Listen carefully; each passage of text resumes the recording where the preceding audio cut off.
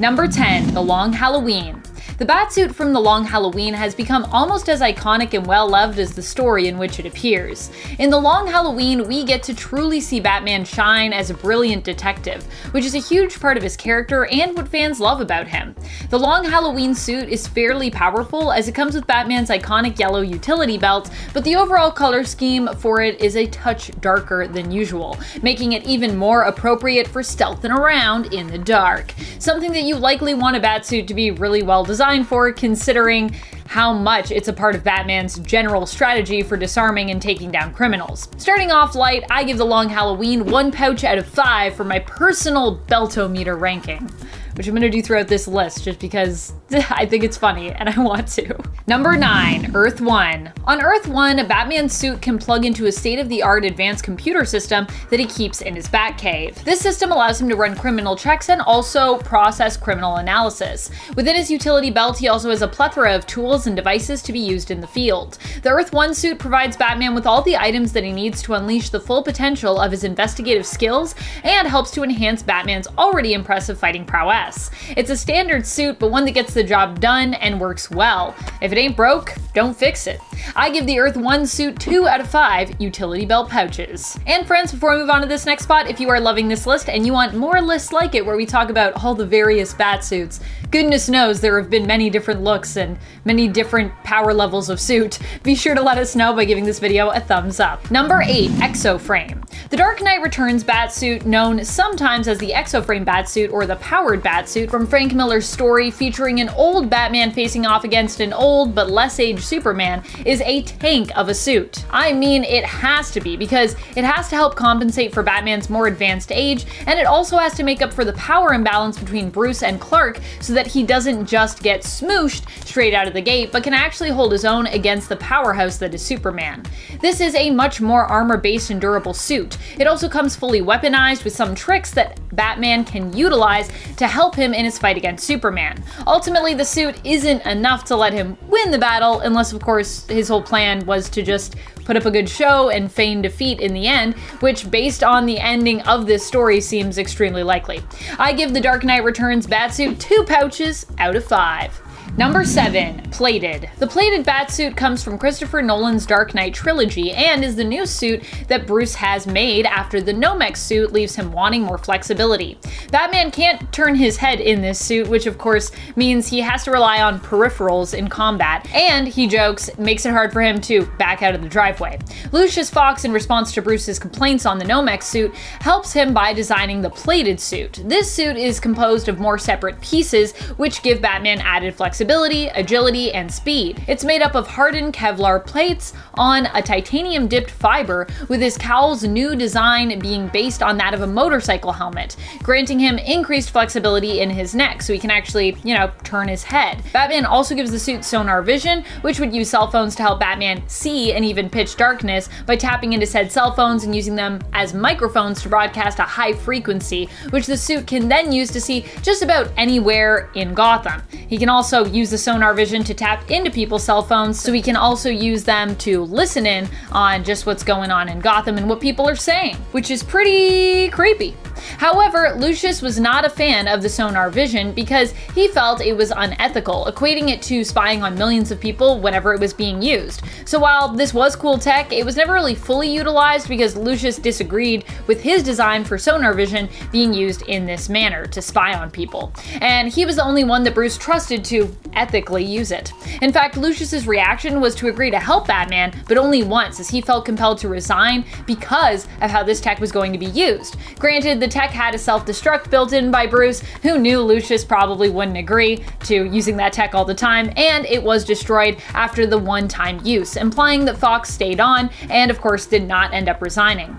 The plated suit also didn't provide as much protection and ended up getting Bruce injured to the point that he would need a cane. Still, a solid 3 out of 5 pouches, but I feel like speed should not be as important as the actual armor of the suit, in my mind. If Batman was like, yeah, I just want to move my neck, I'd be like, dude, I just want you to keep your neck, you know what I mean? Number 6, Mark 1. The Mark 1 Batsuit comes to us from Batman the Telltale series, an episodic-based playable novel-style video game where your choices as Batman influence the world and the story around you, meaning that you get to see what it feels like to literally be Batman. There are a few different versions of the Batsuit that we get throughout the evolution of the story and the game.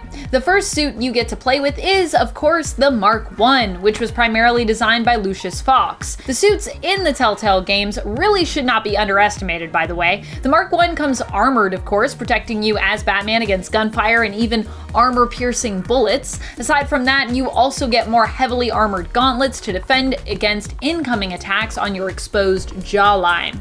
The suit also comes with tech that allows you to pilot and control drones, so you can plan combat strategies and get surveillance before jumping into a fight. It also comes with a voice modulator, hacking equipment, visual holographic, and criminal and forensic analysis capabilities, thermal imaging, night vision, and sticky bombs. This suit gets a 3 out of 5 pouches rating from me, and that's just the first model from the game, so yeah, it also gets better from there. But I like the Mark 1, so I wanted to talk about that one. Number 5. Plastic explosive. A useful gadget for when Batman needs to tear down a wall or destroy something in a hurry. This gadget was a mainstay in Batman's utility belt before being replaced with more purpose-built explosives like bat bombs, explosive gels, or the magnetic charges seen in The Batman. What made the plastic explosives so impressively powerful was their size. In illustrations provided by DC Comics of the contents of the utility belt, it is shown that these tiny bombs were compact enough to fit in the tiny vials lining the belt. Not only that, but each vial seemed to contain up to 5 explosives. This implies that each explosive was less than an inch large. Considering the amount of damage each charge is shown to be capable of, that is undeniably impressive. Number 4. Kryptonite Ring. Gifted to Batman by Superman in case the Man of Steel were ever to go rogue, this ring with a small kryptonite gem was essential in helping Batman hold his own against the Man of Steel when Superman fell under Poison Ivy's control in Batman number 612. Kryptonite is of course very powerful when used against Superman, but what makes it even more impressive is how far Batman was able to get with so little. Superman often goes up against and beats foes like Metallo, who has an entire heart made of kryptonite. The fact that Superman felt this would be enough kryptonite to stop him says a lot about how devastating the effects of kryptonite can be, as well as the amount of faith he has in Batman's abilities. Number 3. The Voice Imitator. A variation of this gadget first appeared in the 60s Batman show, where it was used by Alfred to impersonate Batman while on the phone with Commissioner Gordon. A more versatile and useful version of this gadget later appeared in the Arkham Knight video game, where it was an essential tool in helping Batman defeat armed thugs in encounters. This amazing device is capable of mimicking various villains' voice patterns, giving Batman the ability to trick the various goons into walking into traps. This is an incredibly powerful tool for someone like Batman, who uses shadows and subterfuge to stalk his prey, and it's one of the gadgets I would love to see incorporated into the comics. Number 2. The Bat Beacon. First appearing in Batman number 406, this device allowed the Caped Crusader to summon a giant swarm of bats to help cover his escape from a corrupt and dangerous SWAT team during the first year of his career. This is a deceptively powerful device, as it is so small that it can fit into the heel of Batman's boot, but can send a signal miles away to the Batcave, prompting all the bats to come towards the signal. Batman has appeared surrounded by swarms of bats in the years since this gadget's appearance, but to my knowledge, we have yet to see this gadget explicitly used again, so it's hard to say how often or if Batman still uses it. It was of course adapted for live action in a similar sequence in Christopher Nolan's Batman Begins. Number 1. The Universal Tool. Described as a digital Swiss Army knife, the Universal Tool is powerful because of its usefulness and its versatility. It features a miniature computer with various wires which allows it to interface with different devices, functioning as a digital lockpick and a bomb deactivator. The handle can be removed to reveal a miniature toolkit which contains lockpicks, wire strippers and cutters, as well as a variety of screwdrivers. As if that weren't enough, its handle can be used as a hammer, although to be fair, anything can be a hammer if you swing it hard enough. This gadget stopped seeing much use as technology evolved and many of its functions got absorbed into different gadgets, such as the remote hacking device. However, it is worthy of respect due to its many years of service and the novelty of Batman having a full tool toolkit as one of the gadgets on his tool belt. Number 10. Dick Grayson's Batsuit. After the fall of Azrael Batman, Dick Grayson was the next best option, even if it wasn't what either him or Bruce wanted. Grayson made some significant changes to the Batsuit to better the suit to his style and preferences. For example, he said, "No capes!" just like Edna Mode from The Incredibles. No, he didn't, but I wanted to say it. He did actually include a cape, but it was much lighter and had more specific parachute-like functions. He changed the utility belt too, making it metal and streamlined. No longer a big pouchy leather belt, it had mechanical compartments instead. While not useful for any specific moment, it was useful in allowing Dick Grayson to take up the Batman mantle more effectively when he needed to. Number 9. The Hazbat Suit. Batman is famous for being prepared for any situation. One such situation would be bioattacks, bioweapons, contagions, and other related issues. Of course Batman has a plan. The Robin named Hazbat Suit is a lightweight suit that protects Batman from any airborne contagion. It also has medical scanners that aid Batman in locating the source and counter-agent to any infection he may be affected by. But this suit is not a pushover either, just because it's medically based. It's able to withstand hits from Superman. Seems like a pretty useful suit to me. Number 8. Azrael. After the extremely famous Batman moment where Bane broke Bruce Wayne's back, there was a need for someone to take up the Batman mantle. Bruce Wayne's choice ended up being John Paul Valley, otherwise known as the anti-hero Azrael. Due to his mental conditioning, while with the Order of St. Dumas, he was a much more violent Azbat, even allowing people to die. His suit reflected not only his violent tendencies, but the era in the 90s that it premiered in. John Paul created a gray, yellow, and blue battle suit with red accents. It had flamethrowers, gun batarangs, claws, and a night vision helmet. His violent ways forced the return of Batman, and the sweet suit was abandoned. But some of its capabilities would certainly have been useful in lots and lots of situations. Number 7. Superman Red Sun. We don't actually know a ton about the Batman of the Superman Red Sun story, other than his origin. What I picked up from actually reading this comic is that this version of the Caped Crusader is a bit more of an improviser, making use of what he has more than being able to purchase absolutely everything he needs. His suit and even the Batcave actually kind of reflect this. It's less form-fitting, being more like a coat and snow pants. And he even sports a Ushanka-style cowl. He also had more pockets and pouches all over and is seen with a bat-shaped axe grappling hook type weapon thingy. Due to his position as leader of a terrorist group, he carries bombs alongside his usual gear, and he even had a Batman-shaped dummy somewhere in one of those little tiny pockets. Number 6. Kingdom Come. In the story Kingdom Come, we see a world set 20 years in the future, when the noble, great heroes had mostly all retired, giving way to a younger generation of anti-heroes. Bruce Wayne had his identity revealed and had been crippled by Bane and Two-Face. This, along with his natural human aging, caused him to retire. But it's Batman, and he will never fully be out of the game. He completely turned to the Bat side, becoming the Batman, abandoning his real name and taking rule over Gotham City from his Batcave with an army of robotic Bat Knights. But this is a list about Bat suits. His new Bat suit is a mechanized power armor that allows Batman to fight in hand-to-hand combat despite his past injuries. The suit comes with grappling hooks, lasers, and sharp blades, and it can even allow Batman to fly. If that weren't enough, not only does it allow him to move like he once did, it actually gives him super strength as well. Number 5. Injustice Batman. Batman in Injustice not only has the moral high ground against Superman, who becomes a villain in this reality after the death of Lois Lane and their unborn child at his own hands due to the machinations of Joker and Harley Quinn, but Batman here also possesses the super pill, or more specifically, the 5U93R pill, which kinda spells super if you look at it. This pill, when ingested, allows Batman or his ally, father figure, and loyal butler Alfred to go toe-to-toe with Superman, meeting him on his level when it comes to strength and durability. Number 4. The Merciless. The Merciless is like the Wonder Woman version of the Dark Knights, as each of the core members is kinda meant to be a stand-in for a member of the Justice League. He initially teamed up with Diana Prince, aka Wonder Woman, to take down Ares on his world of negative Earth 12 in the Dark Multiverse, but after doing so was forced to take Ares' helmet before Wonder Woman could and use it to defeat her. He basically knew that Diana would not allow him to use it otherwise, and so he was like, nah, I kinda gotta take it, otherwise it won't get used. He took up her symbol in her honor and wields the power of Ares, but multiplied. He is amazingly strong and durable, can summon any weapon, influence others to anger or fighting, and is pretty much god level, so yeah. Number 3. Super Batman. Super Batman was the name given to the Batman of Earth 1 when he traveled to Zur-En-Arr. In the main continuity, Zur-En-Arr was the name of Batman's alternate persona created when he witnessed the traumatic event of his parents being murdered that resides deep within his psyche. However, initially Zur-En-Arr was the name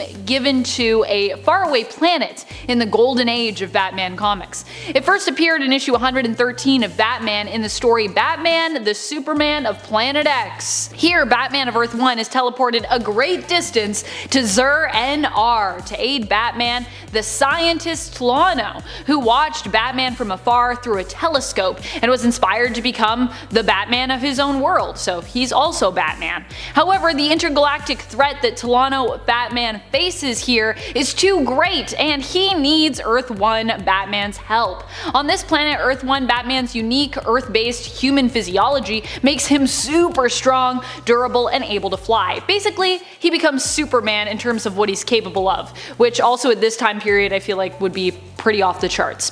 Batman uses his powers to help Tlano and then is returned home afterwards and given one of Tlano's devices to keep as a memento. It doesn't work though, so it's basically just a little bit of junk that he can keep in his trophy case. Yay! Number 2. Darkfather. Darkfather was ultimately beaten by the superhero Holy Trinity, but only while they all kind of had a power upgrade all their own. He hails from the Dark Multiverse and is an alternate version of Bruce Wayne, who defeated Darkseid and took all his power and knowledge for himself afterward. Batman as Darkfather as such is a new god and also wields the anti-life equation, which he uses to influence others and to imprison them, forcing them to obey him and his will. He also has all the brilliance of main continuity Bruce and more. Number 1. Batman Who Laughs. Also known as the Darkest Knight, the Batman Who Laughs is an alternate version that is a combination of Batman and Joker. He comes from the Dark Multiverse reality of Negative Earth 22, where he as Batman ended up killing the Joker by snapping his neck after being pushed to the brink by the villain, who was dying anyways, admittedly. When he did so, however, he became infected by Joker venom that was released by this very final action. After becoming infected, Bruce went insane and had most of his Bat family killed, except for his biological son, Damian Wayne, who joined his side. Batman Who Laughs would go on to become super powerful after acquiring the powers of Dr. Manhattan when he had his brain transplanted into the body of the Dr. Manhattan Batman alternate. The Darkest Knight, even before this power upgrade, was already pretty powerful because 1. He was super popular, which always gives characters power, and 2. He was a mentally ill genius, which made him extremely deadly and dangerous to take on and kinda unpredictable. He also often fought against the superheroes he came up against with dark metal, in some cases managing to infect them and in so doing recruit them to his own dark army. Plus he's got all those dark knights, so that's just another thing. At number 10, we have the Thrasher suit. This suit appears in Night of the Owls when the Talons of the Court of Owls track down his Batcave. Batman learned that due to their Electrum implants, the Talons had a weakness towards cold. The Thrasher suit is designed to withstand extreme heat and cold while allowing the wearer to have weeks worth of oxygen while being protected. So, Bruce Wayne turns the air in the Batcave extremely cold, weakening the Talons and taking them out with his Thrasher suit. But this isn't the only time this suit would come in handy. If Batman ever had to face off against another superpowered individual with fire or ice capabilities, this would be the suit that he would be able to turn to. Or I would imagine any underwater fighting could also be done with this suit due to the oxygen tanks built within it. At number 9, we have the Troika suit, or Jean-Paul Valley's armor. When he takes up the mantle, Jean-Paul decides it's time to update the suit he has to wear when it's time to go out to fight crime. His version of the suit is made of Kevlar and no mechs, making it impervious to bullets. He designed finds this suit preparing to face Bane and the mass breakout at Arkham Asylum. So, this suit is designed to face serious physical damage from an onslaught of angry prisoners with makeshift weapons. It also protects against intense heat in case of Molotovs or flamethrowers or anything like that. The suit also has a matte black color scheme, camouflaging him against the darkness in the city while he goes in to face this event. This suit is similar to the original, but it makes it onto this list because it's one that a lot of people don't talk about very often. And it just looks really cool. At number 8, there's Batman's Predator suit, which in Batman vs. Predator, he designs to face off against the alien creature. When in battle with the Predator, he's badly wounded and partially blinded, so when he adopts this suit to continue the fight, the sonar capabilities of the suit help to compensate for his blindness, and the exoskeleton of the suit gives him a boost of strength when he needs it most. In this battle, Batman hits Predator with a tranquilizer, which could have come from the suit as well. This suit is perfect for stealth missions with high risk. For combat, the sonar would allow him to infiltrate any space without detection, and the exoskeleton would protect him from any resistance he might meet along the way. And when he's able to find his target, he could take them out initially with one of those tranquilizing darts. It's another suit that he made use of in a very specific scenario, but it could be very useful in the future. So don't hang this one up quite yet, Bruce. Keep it. At least until you run out of Batsuit space. Okay, at number 7 we have the DC 1 million Batsuit. This one resembles the original Batsuit quite a bit, but it's just got so much more going on that should give it a good spot on this list. It has abilities like camouflage, night vision, it has a fireproof cape, a reinforced exoskeleton, gliding wings, armor, a hard drive that holds over 10 times the amount of data as the Bat computer, which he could also wirelessly connect to if he needed to. The suit also has electrical absorption and holographic capabilities. This one is just so supercharged that for the average Batman confrontation, no one would stand a chance. It still sits further back on the list, but only because some of these ones coming up really go above and beyond in the face of some pretty tough villains. At number 6, we have the Batwing suit, worn by David Zavimbi's successor, Lucas Fox. This suit has a faceplate, retractable cape, as well as an interior skin that reads his health at any given time and even offers first aid if needed. This could include hardening around a broken limb to hold it in place, or administering painkillers if there was no chance of taking a break from battle. The Batwing suit also has invisibility that uses holographic sensors. This suit doesn't allow for flight, but it does have a glider for jumping between buildings or escaping a tough situation. There's also a really bright bat symbol right in the chest that can blind or otherwise distract any opponents in combat. It also just looks really cool when it's lit up. This suit can also be controlled by voice commands, kind of like the Iron Man suit, and get this, it can actually take blood samples and compare them with samples from the Gotham City Police Department crime database. It also has hands-free phone capabilities to boot, which is pretty nice, and the suit can also change Batman's voice in case he needed to replicate someone else's, as well as a smoke screen. There's even more stuff that I'm leaving out, but I'll just leave it at that for now. This thing is just out of control and makes for a great tool to keep the user safe and ready for a fight. Number 5. Red Death. Coming from the Dark Multiverse, Earth 52, first appearing in Dark Days The Casting issue 1, Red Death Batman used to be a hero who fought alongside Robin in his world. The events that transpired in Batman's life were taking a harder toll on him.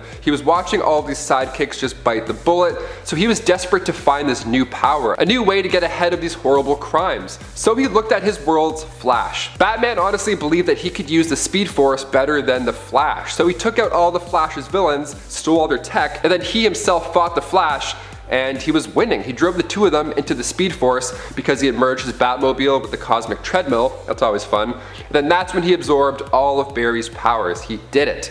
After Batman came back from the Speed Force, he referred to himself as Batman, the Red Death, where he would easily and brutally kill Gotham's rogues. All the while, Barry's consciousness is begging him to stop inside of him. It's kind of like a nightmare, this version. Definitely a nightmare. Number 4. Azrael. Right after the 1993 Nightfall story, when Batman got his back broken by Bane, just absolutely wrecked, he decided to pass the Batman mantle right on to not Dick Grayson. No, instead he chose Jean-Paul Valley, aka Azrael. His run on Batman wasn't the same as Bruce's. I mean, for starters, Azrael's methods were pretty violent and quite irresponsible. In all fairness, he was capable of defeating Bane with this new tricked out Batsuit, but But this guy thought that he was actually an all-round better Batman and a permanent successor rather than a replacement.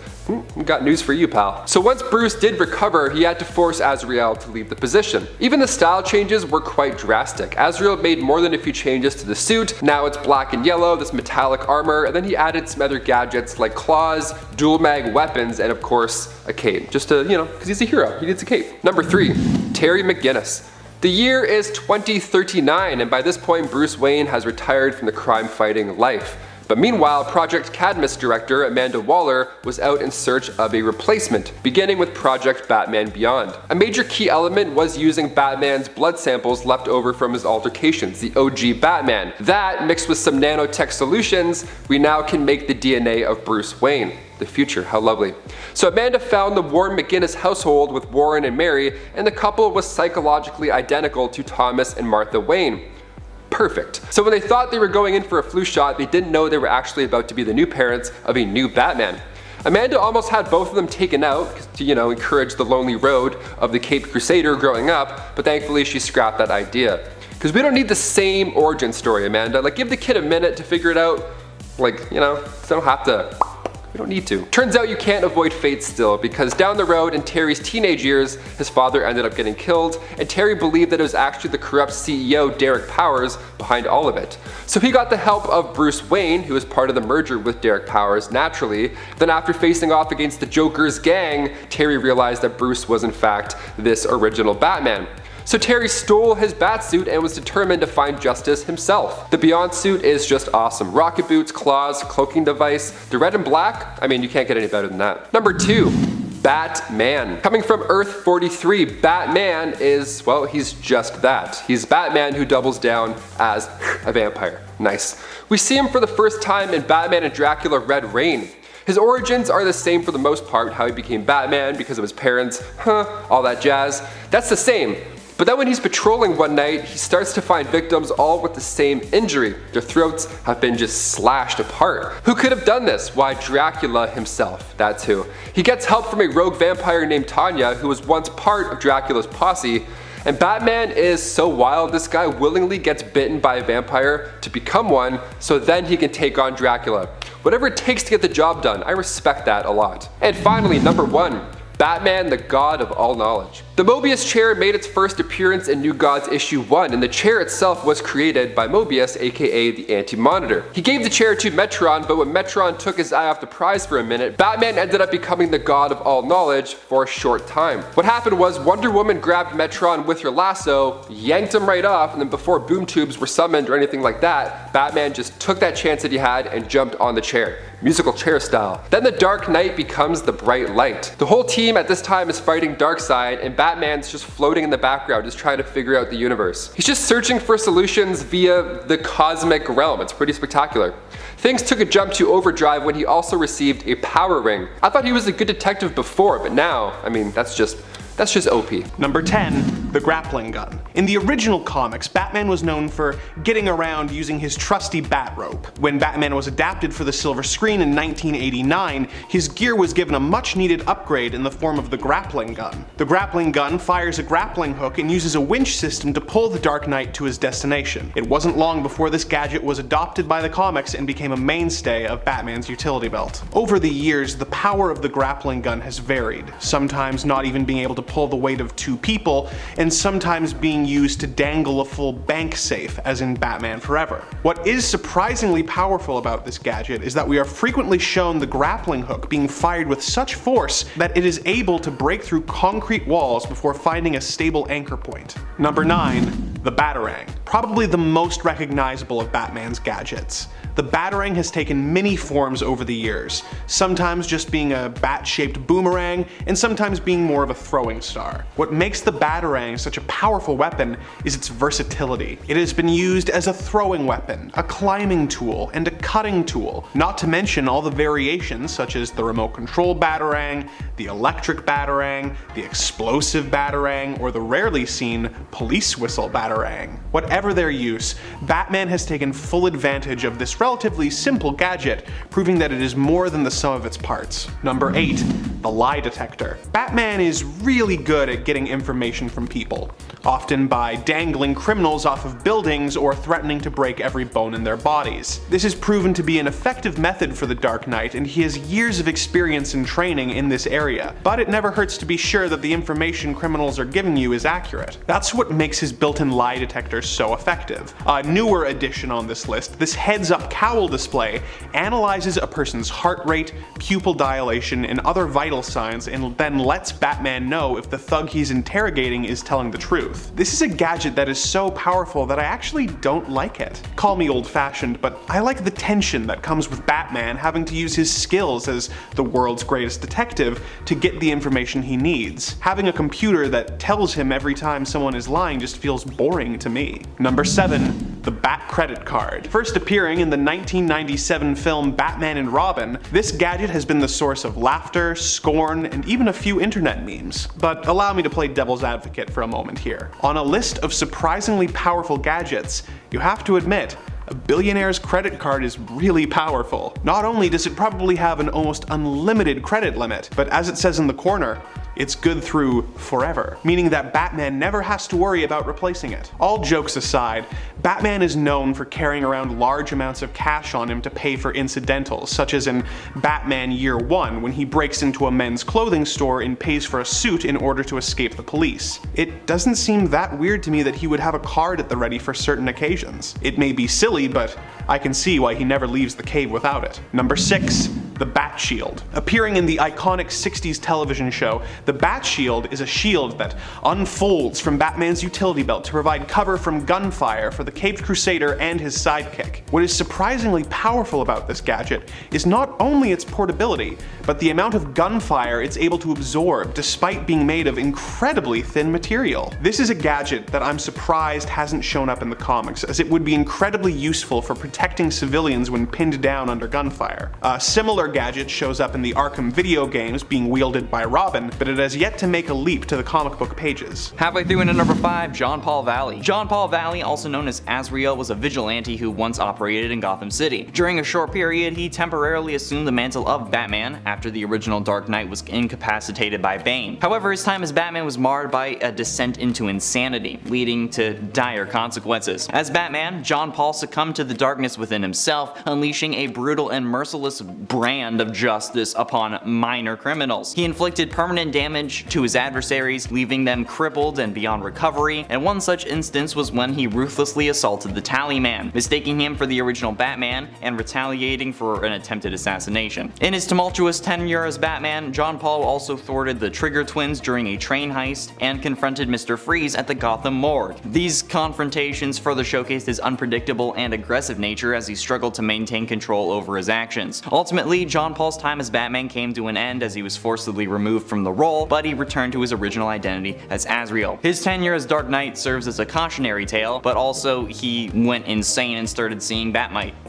but not the real Batmite. It's a whole other thing. It's weird. Man, it's weird. And at 4, Vampire Batman. As Batman investigates a series of gruesome deaths in Gotham City, only to discover that the killer is none other than Dracula, the legendary vampire. Not even a joke, actually a thing. Batman teams up with a rogue vampire named Tanya to stop Dracula and his brood from terrorizing the city, but to do so, Tanya provides Batman with a blood substitute after turning him into a vampire to spare him from the cycle of death and killing that comes with being bitten, because you have to drink blood in order to keep living, so they give him a blood substitute to kind of stop that so he has it inside himself. And in order to destroy Dracula's minions, Batman lures them into the Batcave where Tanya and his followers engage them in combat. Batman detonates multiple explosives in the cave, destroying the Wayne Manor and exposing the cave to sunlight, which ultimately kills all the vampires within it. Batman then confronts Dracula on his own and impales the vampire lord on a tree that has been struck by lightning, because this is supernatural and you need something more than just chopping their heads off. This act, however, comes at the cost of Batman's humanity as Dracula drains the last of his blood. Nevertheless, Batman assured his friend Alfred that he had nothing to fear, because as Batman with new vampiric powers, he will live on forever. But I'm pretty sure that this this doesn't go well, and I'm pretty sure he tries to take over the world. Don't quote me on that, but if you want to know for yourself, check out Batman and Dracula Red Reign. Getting close to the end, in at number 3, Elliot Ness. Elliot Ness, a dedicated federal agent, was entrusted with the formidable task of dismantling the criminal empire of Al Capone during the era of Prohibition in Chicago. And this is also a real thing, this actually happened. But in this story, he was leading a team comprising of Danny Rasher, Frank Basil, and George Kochen. They became renowned as the Untouchables, earning the moniker bestowed upon them by the press. Despite their unwavering determination, they found themselves constantly constrained by legal limitations in their pursuit of justice. Driven by an unyielding desire to rid the city of crime though, Ness eventually adopted a clandestine alter ego and transformed into the Batman. Operating under the cover of darkness, his vigilante persona straddled the fine line between law enforcement and vigilantism. This dual role allowed him to operate outside of the confines of the law, using unconventional means to bring down the criminals who eluded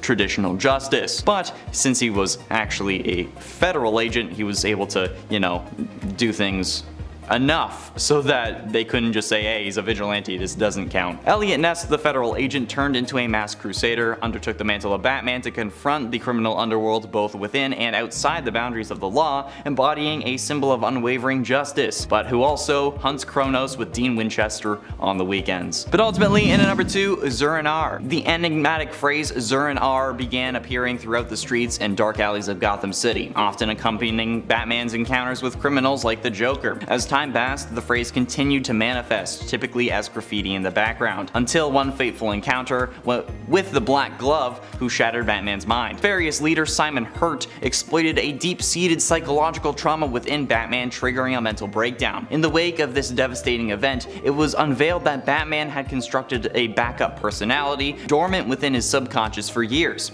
awaiting the activation code Zur-En-Arrh. This alternate persona transformed Bruce into a deranged Batman that called himself Zur-En-Arrh, which is a twisted reflection of his former self. Empowered by the persona of Zur-En-Arrh, Batman confronted the Black Glove at Arkham Asylum, where they sought to wager his life in a treacherous gambling game. He also faced off against the Joker, but despite his valiant efforts, he ultimately succumbed to defeat, entombed alive within the asylum's graveyard. That's so messed up. That's insane, dude. God. And finally, in at number 1, Lovecraft Batman. After witnessing the brutal death of his parents during childhood, Bruce Wayne embarked on a relentless quest spanning 2 decades to unravel the mysteries of criminal behavior. However, everything takes a dramatic turn when he, along with his trusted companions, venture to the Antarctic in search of an expedition team led by the eccentric socialite Oswald Cobblepot. What awaits Bruce in this frozen realm, though, is a peculiar sight. Cobblepot wandering alone in the icy wilderness, while one of his crewmen, Grendon, had transformed into a lifeless yet animated corpse, unearthing a creature trapped within the frozen depths. Driven by the sense of duty, Bruce seized the opportunity to bring Grendon and the unearthed creature back to Gotham under his custody. However, as the backdrop of the crime-ridden Roaring '20s sets the stage, Bruce becomes entangled in a web of connections that link Gotham's dark past to his own father, his parents' death, and a slain scientist named Kirk Longstrom,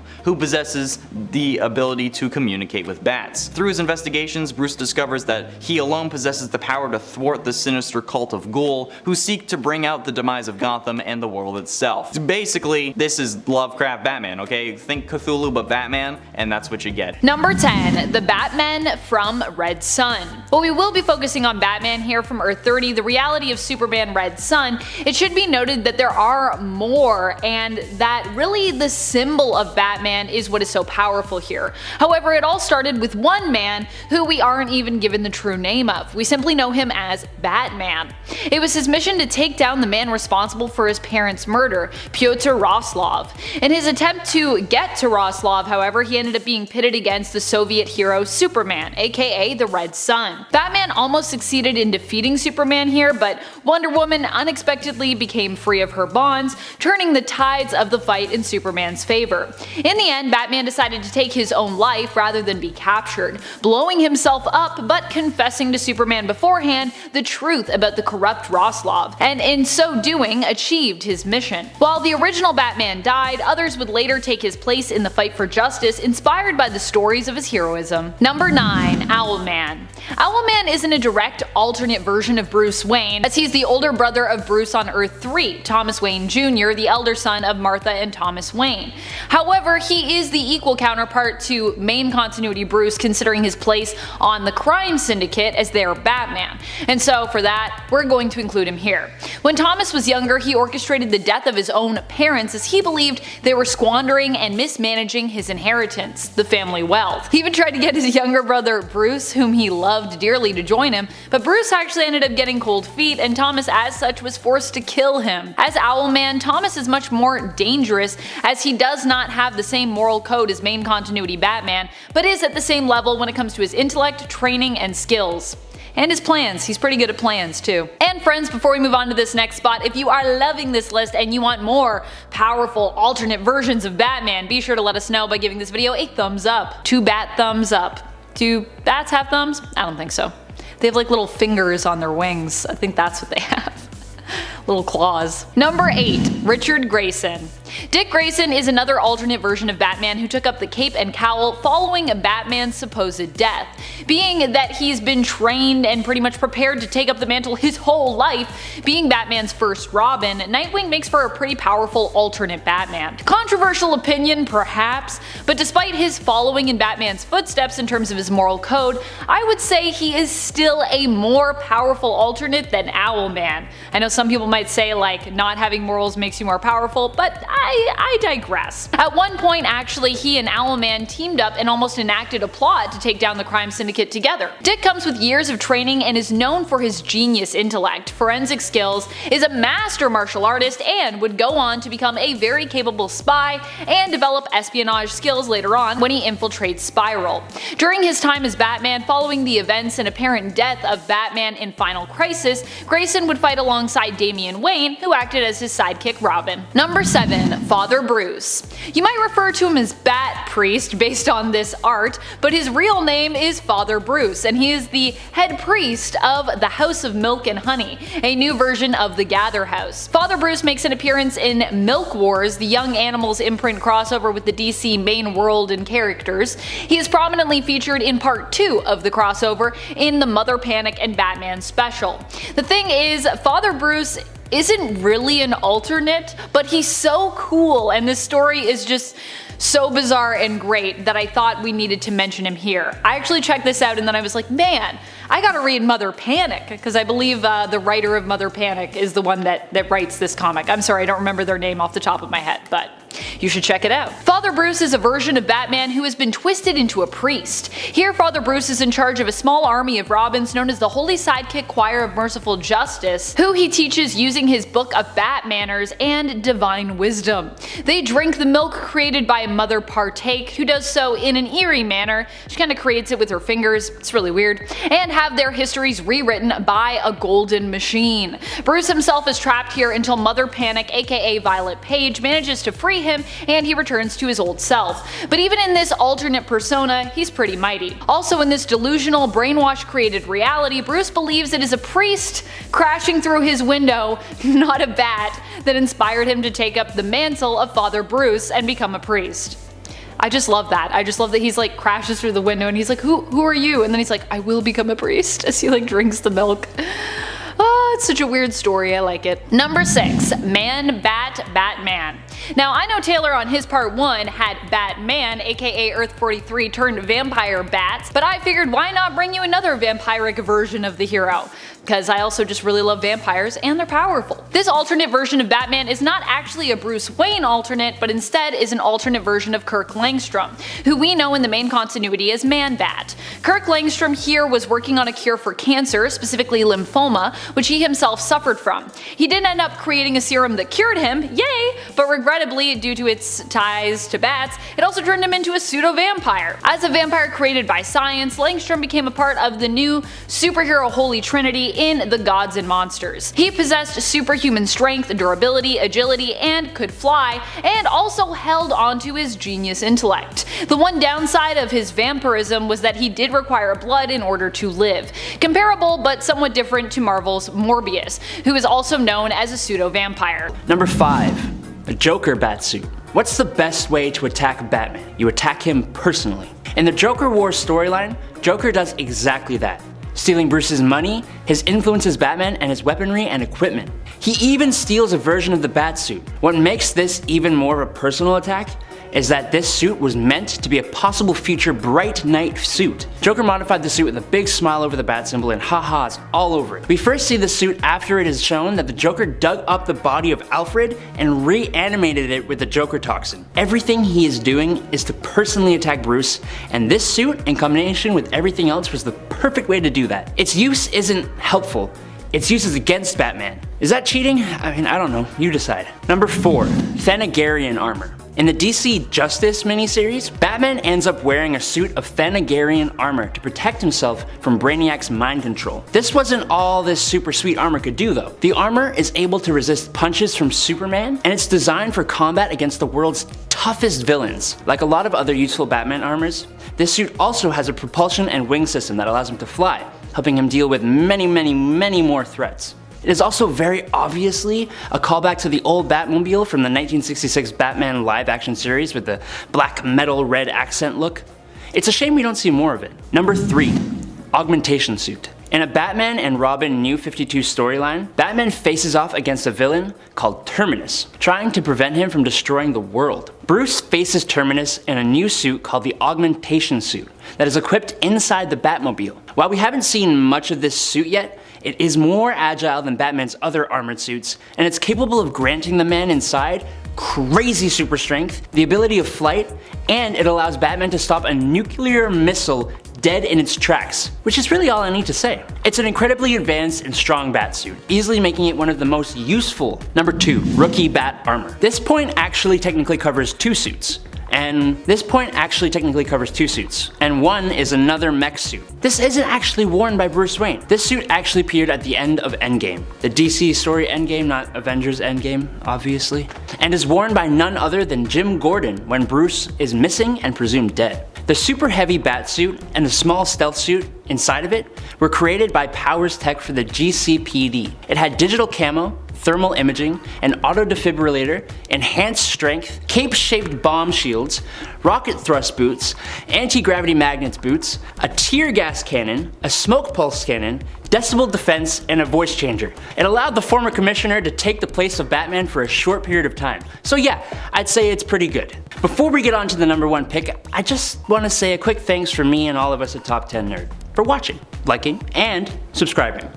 Unlike Batman and the Bat family, we appreciate and need your support all of the time, not just when things get difficult. Number 1. The Hellbat suit. So we all know Batman is just a dude in a batsuit. He has to use his ingenuity and skill to defeat threats that metahumans can face one-on-one. But when the threat is too great, the metahumans help him out. Enter the Hellbat suit. Designed by the Justice League core members, the Hellbat suit was actually forged by Superman inside the sun. The Hellbat armor allows Batman to fly, run at super speed, and emit huge energy blasts, while also boosting up his strength and durability. Obviously it has to have a downside, or there's no reason he wouldn't wear it all the time. It slowly drains Bruce Wayne's life force, and would actually kill him if he wore it too long. There's always a catch. Kicking off the list at number 10, we have Dawnbreaker. This version of Bruce Wayne first appeared in Dark Days the Casting issue 1, residing in, of course, the Dark Multiverse on Earth 32. The story picks up with the usual Bruce Wayne origins. His parents are both taken out by Joe Chill that night, but here young Bruce Wayne comes into contact with a Green Lantern ring. So Bruce approaches Joe and he's pretty pissed at this point. He's going for blood right off the bat. He ended up turning Joe Chill into bones and dust. And then when Bruce met Gordon, they got off on the wrong foot initially as well. Gordon greets him and he's like, Green Lantern, wasn't sure you'd show up. And then Bruce straight up's like, hey man, don't threaten me. Really awkward vibes, just quick awkward vibes right off the bat, no friendship there. He was taking out Gotham's villains super quick. Each time he did it, he would scream and yell about how much his parents deserved to not be dead. He flew the Penguin into outer space. That's how you handle a guy right there. You take him and you go, right off planet. Okay, so with all of these brutal assassinations, the rest of the Green Lanterns knew they had to come and put a stop to this madness. Only it wasn't that easy. Bruce destroyed All of them. He executed the entire Guardians of the Universe. Beware his power, Dawnbreaker's might. And before we continue on with this list, if you want to go ahead and give us a thumbs up, that would be awesome. It helps our channel out and the studio quite a bit. You guys are super supportive. Thank you so much. Click, click, click, and then we'll continue. Okay, let's do it. Number 9, Speeding Bullets Batman. There's a name. This Elseworld storyline showed us what would happen if Kal-El's ship did not crash land in Smallville, but rather it landed in Gotham. So when the inevitable did happen and his parents were attacked and killed that night, Bruce Wayne, real named Kal-El, used his alien powers and unwillingly killed the robbers. His powers just came out in the form of heat vision. Toast. They didn't make it at all. No chance. And after this point, Bruce Wayne wasn't the same. He was ruthless. He had the powers of a god and so much anger, guilt, and pain inside. He had no idea what to do with this. So he would just repeat over and over, the bullets, the bullets, the bullets. Like he was in bad shape mentally. He hid from the world in his mansion of solitude, and he couldn't even look at photos of anything related to death as it was super triggering.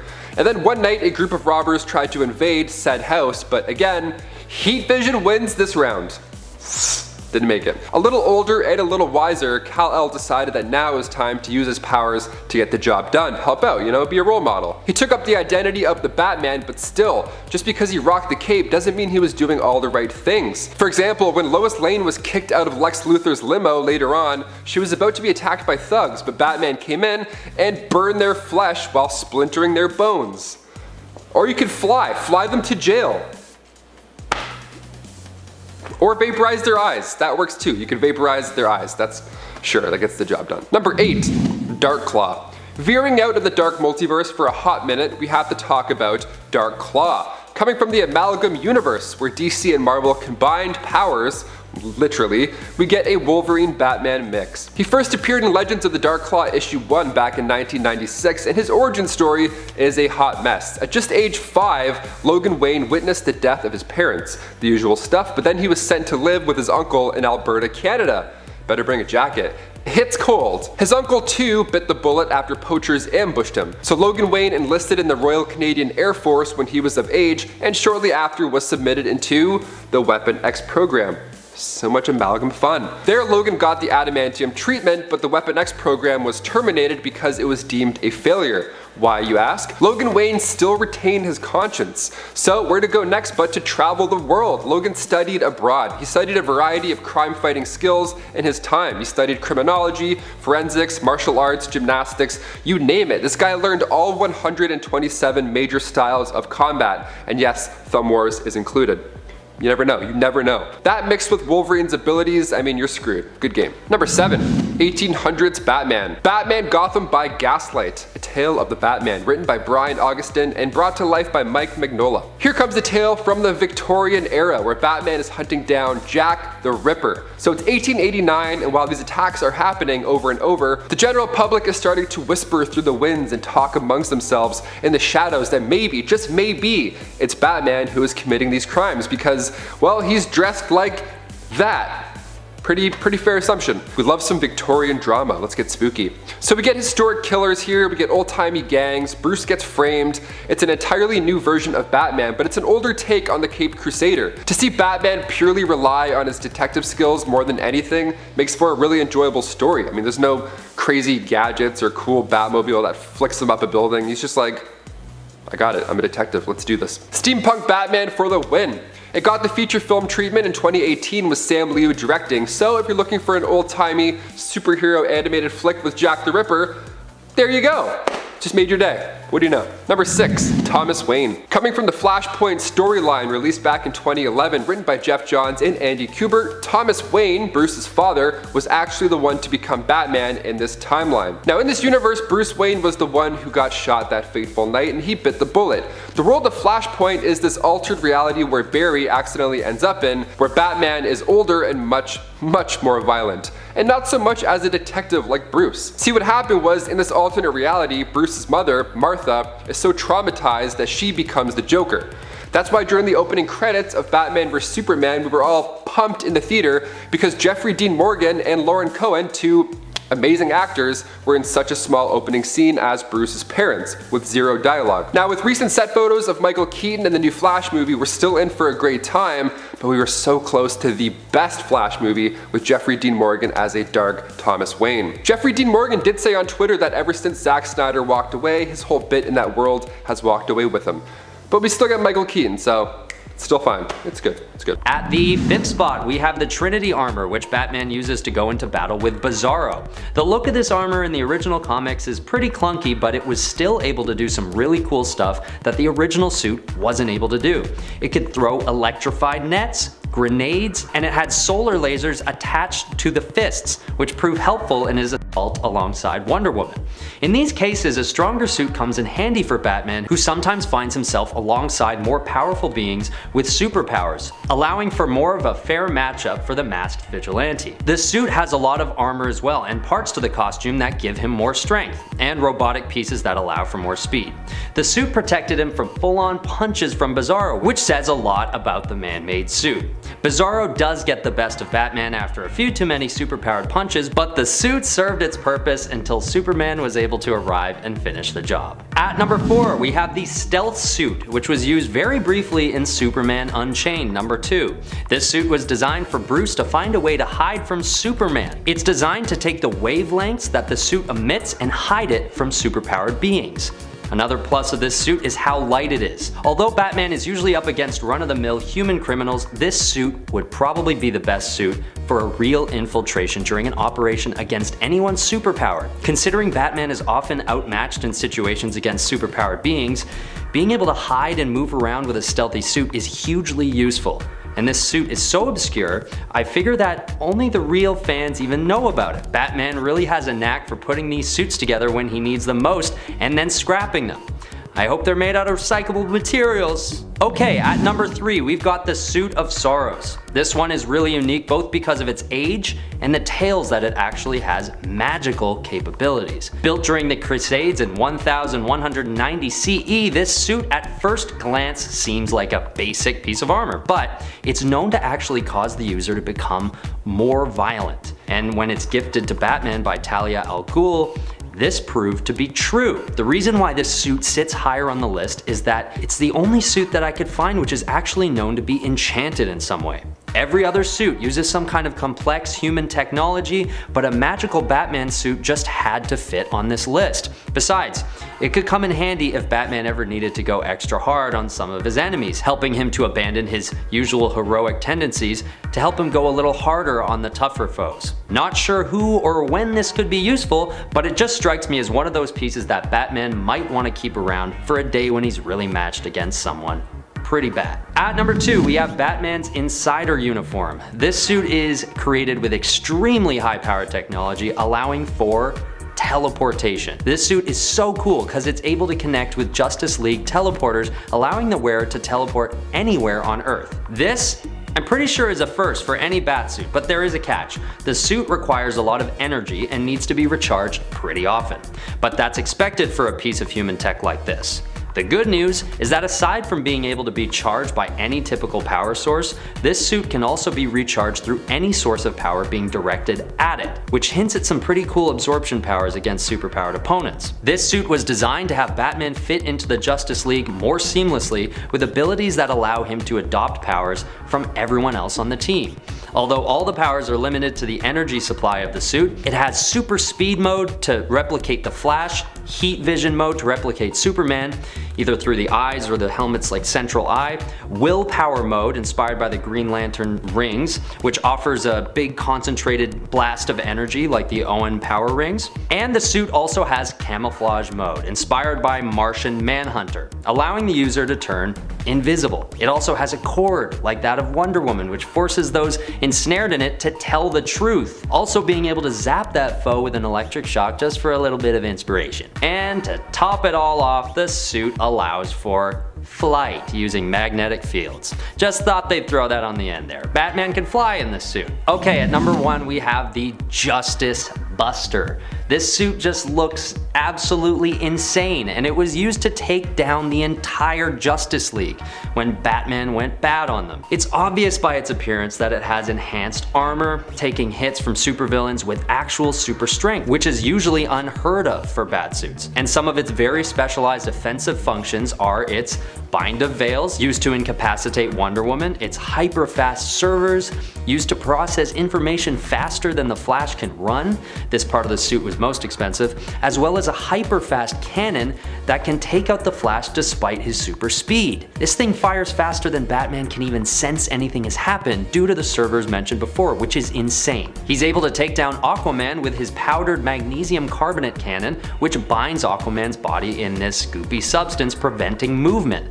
An electromagnetic nerve tree used to defeat Cyborg, a citrine neuralizer which is used to defeat the Green Lantern, prevents him from using his ring. The fist of the suit actually contained red suns collected from dead solar systems, which is a weakness of Superman's, making his punches super effective against Superman in this suit. It also has plasma shields to defend against Superman's heat vision and thermal capabilities to protect against freeze breath. Wow, that's a mouthful, that's a lot of stuff, and I didn't even get all of it. This is objectively the most powerful suit in Batman's arsenal, having so much in it and so much use that he can actually take out one of the most powerful superpowered alliances in the cosmos. Wild. In at 10, Bat Baby. In Batman number 147, published in 1962, we are introduced to Bat Baby, offering a glimpse into the distinctiveness of Batman during the Silver Age of comics. Contrasting the modern portrayal of Batman as a brooding and conflicted loner, this story reveals a peculiar side of the Caped Crusader. The narrative unfolds as Batman and Robin infiltrate a criminal hideout, initially gaining the upper hand. However, the criminals manage to escape when their mad scientist deploys a de-aging ray on Batman, basically think sky-high pacifier, regressing him into a 4-year-old child. Remarkably though, Batman retains his adult intellect and physical strength. Rather than being dismayed by this transformation, Bruce embraces it, donning a miniaturized cape, cowl, and Batman-themed overalls to become Bat Baby. The criminals attempted to ridicule him, but Bat Baby uses his enhanced abilities to foil their plans. So yeah, it is worth noting that de-aging superheroes was a curious trend in this era as well, with characters like Superboy and Wonder Girl being popular variations of Superman and Wonder Woman. However, this takes that to a literal extreme. The concept of a baby Bruce Wayne fighting crime did not have lasting popularity, and Bat Baby remains a singular appearance in DC Comics, which was in Batman number 147. But I think we can all kind of appreciate that. In at 9, Satan Batman. In this future incarnation, Damian Wayne assumes the role of Batman following the demise of the second Batman. Possessing supernatural abilities and the willingness to take lives, Damian believed that resorting to lethal methods was necessary to combat crime, setting him apart from any other members of the Bat family. Despite the efforts of Father James Gordon and Alfred to guide him towards a different path, Damian remained steadfast in his convictions. A heated argument with his father resulted in Damian severely injuring him with a dangerously close stab wound, leading to his expulsion from the Batcave by Alfred. During his tenure as Batman, Damian faced a formidable adversary in the form of Michael Lane, the former Azrael, driven by an unhinged obsession to destroy Batman under the influence of Simon Hurt. As chaos engulfed the planet, Gotham became a quarantine city overrun by Joker-affected inhabitants, and Talia al Ghul, Damian's mother, ordered the city's annihilation through a nuclear strike authorized by Simon Hurt, who had risen to the highest echelons of the American government. Remarkably, Damian survived the cataclysmic blast due to a pact he had made with Dr. Hurt, so I don't know what Simon was thinking, really, okay? He didn't think that one through. In at 8, Dark Claw. Logan Wayne is a combination of Bruce Wayne and Logan, being first introduced in Marvel vs. DC number 3. At 5 years old, after witnessing his parents' death at the hands of an armed robber, Logan Wayne was sent to live with his uncle in Alberta, Canada. All hail the North! His uncle was a member of the Royal Canadian Mounted Police, basically the Canadian FBI, and was ambushed and killed by poachers a short time after Logan's arrival in Canada. After the death of his uncle, Logan was sent to live in a home run by nuns, and as soon as he was old enough, he enlisted in the Royal Canadian Air Force. Logan was submitted to the Weapon X project, after that, the Canadian Super Soldier program, and it was here that Logan had adamantium bonded to his bones and learned of his meta-mutant nature. And since this is an amalgam, they are both considered metas and mutants, because that's basically the same thing between the universes. The Weapon X project was terminated due to its dual failure. Logan was ineffective because he actually had a conscience, but this didn't stop him from being pretty damn bad.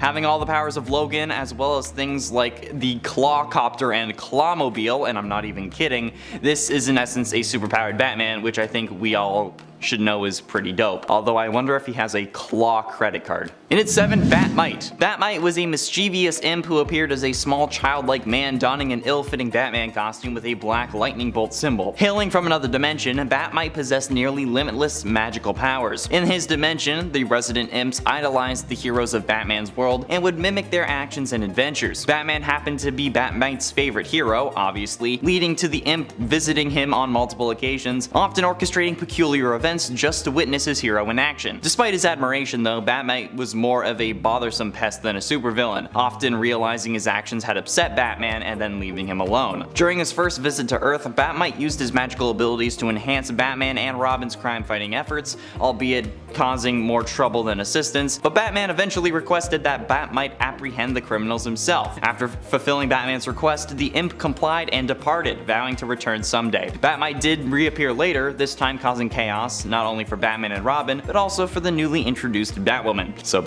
yeah, I mean, he's an imp, and imps are always shifty, okay? We know that. It's been a thing. And at 6, Super Batman. When Dr. Wayne and Mrs. Wayne discover a baby named Kal-El in a mysterious spacecraft, they choose to raise him as their own child. They give him the name Bruce and instill him with a deep respect for all individuals regardless of social class or race. Mrs. Wayne, with her nurturing love, cultivates his heart, while Thomas Wayne, though emotionally reserved, proves to be a kind and compassionate father. Recognizing Kal-El's incredible abilities, his speed, agility, and unbreakable bones, Dr. Wayne focuses on pushing Bruce's mental limits rather than his physical ones, since, that's not really an issue. He imparts Bruce with the belief that cowards and bullies resort to violence, but Bruce, as someone exceptional, should aspire to be something higher, something better. Following the tragedy of his parents' death, Bruce withdraws from the world, finding solace in his parents' mansion. Consumed by a profound hatred for violence and death, the haunting images of death torment his sanity. However, one fateful day, a group of robbers invade his home. Bruce, unleashing his powers, brutally attacks them, tearing them apart with his heat vision. It is in this moment that Bruce realizes the potential of his abilities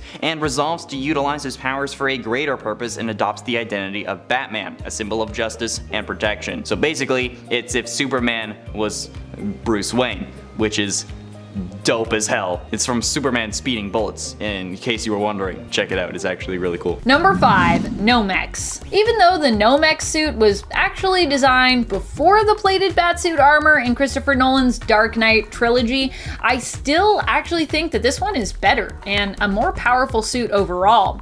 It offered Bruce a lot more protection when in battle. It made him almost bullet and knife proof with its Kevlar biweave. This armor was actually based on a rejected military design that, while impressive, was considered too costly by the US military for them to use, or any other military. That's how expensive it was. Obviously not an issue for Bruce Wayne though. The suit was created by Lucius Fox and would later be modified by Bruce and Alfred. For the purpose of this list, we're focusing on that modified version, which has a few key improvements that allow Batman to easily eavesdrop on conversations in the vicinity but out of earshot, an improved helmet, as the original one was defective, and a latex coating which helps to mask Batman's heat signature. The major downside with this suit is that flexibility is reduced somewhat, making Batman a bit slower in battle and preventing him from turning his head. Still, I give the Nomex suit 4 out of 5 pouches. Number 4, Prime. Obviously, one of the best suits around has to still be the Earth Prime suit. It is one of the most modern, and because it isn't restricted to the cinematic realism we often apply to films to make sure characters aren't too powerful and to also make sure things are logical for people that are watching, it can be a little bit more OP.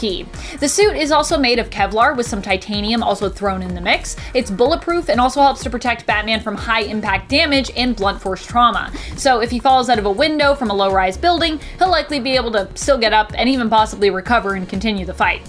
It's also flame retardant. His mask also has a thin lead lining to protect him from X-ray powers and abilities, and includes sonar capabilities, enhanced auditory sensors, infrared, and night vision. Like the plated suit from the Dark Knight trilogy, his mask also comes equipped with defensive measures like an electrical shock or gas emissions, which help to protect Batman's secret identity should someone try to unmask him. In his utility belt, he also carries a slew of tools that we've seen him utilize over the years in battle, including a kryptonite ring gifted to him by Superman himself, just in case it should ever be needed.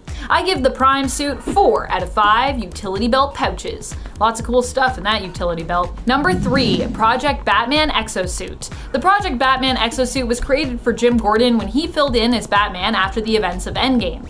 Not only was Jim Gordon trained up and enhanced himself in order to become the newly appointed Batman, but he was also given this nifty suit to use as well. The suit had 2 layers, a very svelte undersuit, which was sleek and trim that Gordon wore, and the mechanical exosuit, which was like a small mech. This suit came equipped with live rounds, rocket launchers, and all the bells and whistles when it came to tech. It came with the neural guidance system, emergency response equipment including a defibrillator, fire and heat sonics, cannons, a retractable thermo-resist blackout visor, rocket boosters, and camouflage capabilities. It was pretty nuts. Oh, it could also just do its own thing and you didn't even have to pilot. It could be like on autopilot and also be like helping Jim Gordon while he was Batman outside of the suit as well, which is nuts. For the Project Batman suit, I gotta give it a solid 4 out of 5 pouches, because it is crazy. I mean, imagine if Batman wore that suit. That would be nuts. Like Bruce Wayne Batman, not Jim Gordon Batman, who was good, but you know, he's not Bruce Wayne. Number 2, Hellbat. Hellbat is an amazing suit of basically nanotech armor.